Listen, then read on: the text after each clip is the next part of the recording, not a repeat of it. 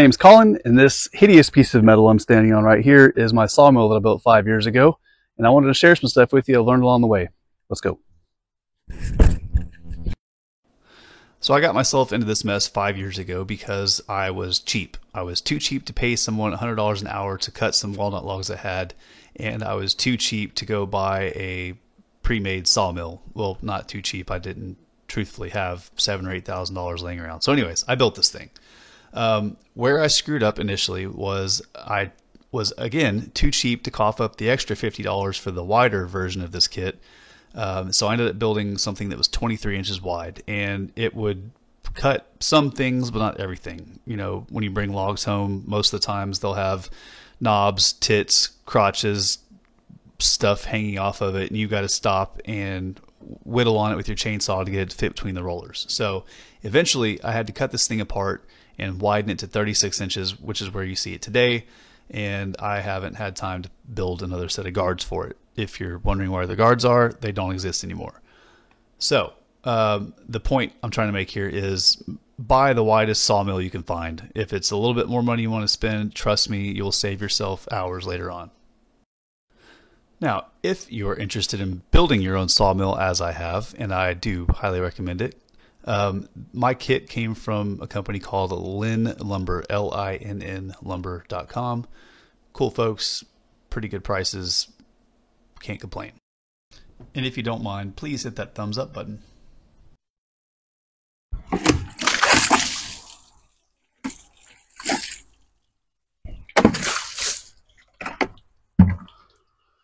Nice. I'll take that.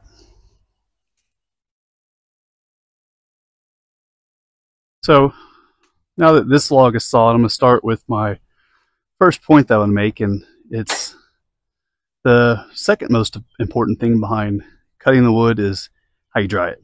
And if you don't dry it right, all of the hard work you put in collecting and cutting and whatever is basically down the drain, because all you have is some firewood, for lack of a better term. And over the last 5 years, I've ruined a shitload of wood because I just either didn't know better or made poor choices when drying my wood. So I'm going to start off by putting this second cut here down, and this will be the bottom. I'm going to stack it from the bottom up.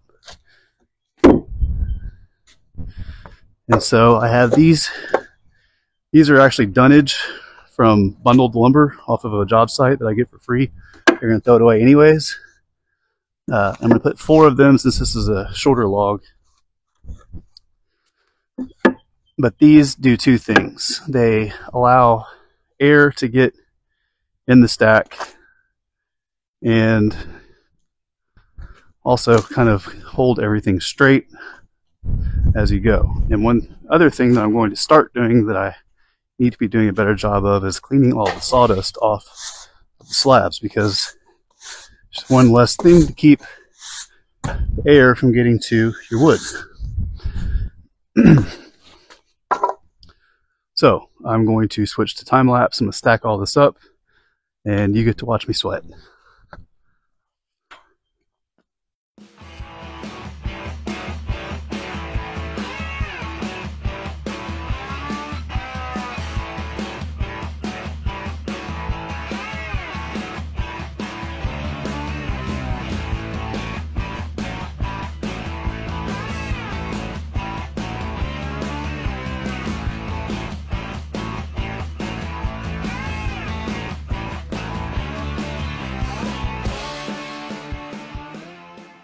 So 2 more important things to note that I kind of have done here. One of them is going to move your stickers all the way to the end of the board, whether it's a slab or a board, whatever. It kind of helps control the drawing process here and should slow down checking. And checking is when the end splits. This end grain lets water out a lot faster than the long grain here. So this will dry out faster and split, also known as checking. But another thing you can do to prevent that, or slow it down at least, is paint the ends. So painting the ends slows down the release of moisture from the end grain, helps slow down, if not stop checking altogether. So another thing to look into. All right, so it's the next day, and I've moved this red oak log that we cut yesterday under my lean-to back here. And so This is probably, as I mentioned yesterday, there's the most important step after milling is how you dry it. So a few things that I've done here that I've learned over the years. Number one is ratchet straps. I ratchet strap all of my lumber together for the most part. Don't look at this. That's something completely different. Ratchet strap everything together, keeps the bundle tight, keeps the wood from warping, especially oak and pecan. They love to twist as they dry. So ratchet straps prevent firewood. And I don't have them here, but there's some orange ones that Harbor Freight sells, and they're always on sale for $7.99 for a 4-pack. So I buy those whenever they go on sale, whether I need them or not, because ultimately they get used here in the wood stack. The second thing, I've got a stabilized base for everything to sit on. This soil here is really nasty, and it pumps really bad. So everything is on a flat, stabilized base, and it prevents the wood from kind of sagging on one side or the other, bending the wood, again, making firewood. Third thing, got a roof up now.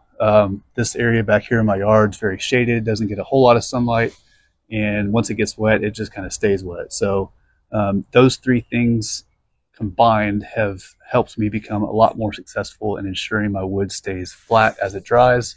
And that does two things. A, your lumber's a lot better quality, but also you have to put a lot less effort into flattening, which is very good. And so now that I've kind of got this process figured out, I can also start cutting my lumber thinner because there's less waste. Also good. So on the subject of quality lumber, brings me to my next point. Not every log is a saw log. When you first start out, you're going to want to bring everything home that you see on the side of the road because it's a log and it's probably free and you want to cut it up. So that leads you to collect things like this little log here. This is blackjack oak, and it is beautiful, and I love it, and I brought it home, and it is maybe 12 inches. But you're going to spend as much time cutting up this little twig piece of crap as you are this good size pecan that's probably twice the diameter, and you're going to get twice the lumber out of it. And so as you get more into it, you kind of realize what's worth your time and what's not. My second point on what's worth your time and what's not is, what do you cut? Now, if you're cutting, or if you buy a sawmill for your own property to build a barn, or you buy it for a specific purpose, then you can disregard this part. But for those of you that are just buying a mill to start cutting shit up, I'm here to tell you right now, contrary to what social media will show you, not everybody buys slabs. I kind of went through that phase. You get to a point where they're just impossible to get rid of. And so what I've started doing is I mill mostly dimensional now, because no matter what, dimensional will sell.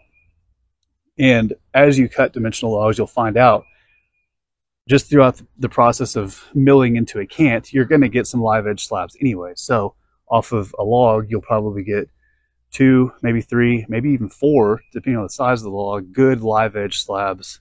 And then in the middle, you can cut, the widest parts out, which still leaves a good chunk of the log for dimensional stuff. So you'll figure it all out. But personally, do I just mill slabs anymore? Very, very rarely. That red oak log I cut yesterday was one of the rare exceptions. All right, so on to drying lumber, the final installment. So this meth shack looking contraption I'm sitting in here is an old tool shed that I've kind of haphazardly converted into a solar kiln. And it works well for about 3 or 4 months out of the year, which, July through, or June through August, it works great. It'll probably get up to 170 degrees, and it does everything it's supposed to do. But the other months out of the year, not so much. Now, I am working on clearing more trees out of the yard to get it more direct sunlight, and that should help. But it's just a long and tedious process, and if you're looking for fast turnaround, this is not the hobby for you. It takes me a solid year to mill. And so, we'll just say I started earlier. I'll bring a log home, say I'll cut it up, and I've already stated it's going to sit under my lean-to back there for at least 6 to 8 months air drying, just because it needs to get down to around, maybe the mid-20 moisture content, and that takes all of that time, if not more, especially if it's the thicker pieces. So then I'll move it in here, and it'll sit in here for several more months, and it's just a slow process. So all told, my cycle of milling to selling lumber is about a year. It takes me that long to get that much usable stock to turn around and sell off. The other thing that I'll do is a lot of times is this won't get hot enough to actually sterilize the wood. So I will have to send my stuff off anyways to a vacuum kiln and pay anywhere from $2 to $2.50, as high as $4 a board foot to dry the crap, and it just kills me to do that. So on my to-do list is to eventually get my own dehumidification kiln built out here, but you got to make money, or you got to spend money to make money. And unfortunately, I just don't have anything to spend right now. But this contraption, we'll just say it works. For the amount of money I have invested in it, it works fantastic. How about that?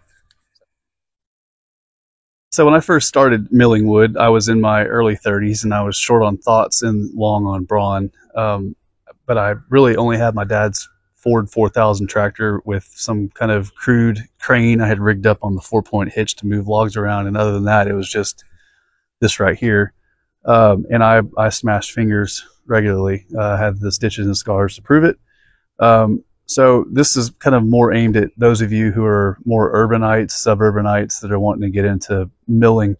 It is just damn difficult moving logs around without a tractor. You can do it, but it's just, you're going to hurt yourself. So just, I'm not saying don't get into this because of that. I'm just saying maybe have other plans for moving logs around, whether it be a gantry crane or who knows, but just thinking that you can move them around yourself or with a couple buddies, you're in for a bad time. So just keep that in mind. I've had this for a few years, and it has paid for itself many times over, just with my back not hurting and not crushing fingers. And I can load it on my trailer and go pick up logs and bring everything back home in one load. And it's just the right way to go for me. Again, these are just my short-sighted opinions that I've formed over the last 5 years of doing this. So that's my thoughts on tractors. So thanks for tuning into my Complete Idiot's Guide to Sawmilling. If there's anything that I missed or didn't cover well enough, let me know. I can certainly make more of these. At any rate, I appreciate you tuning in, and we'll see you next time. Thanks.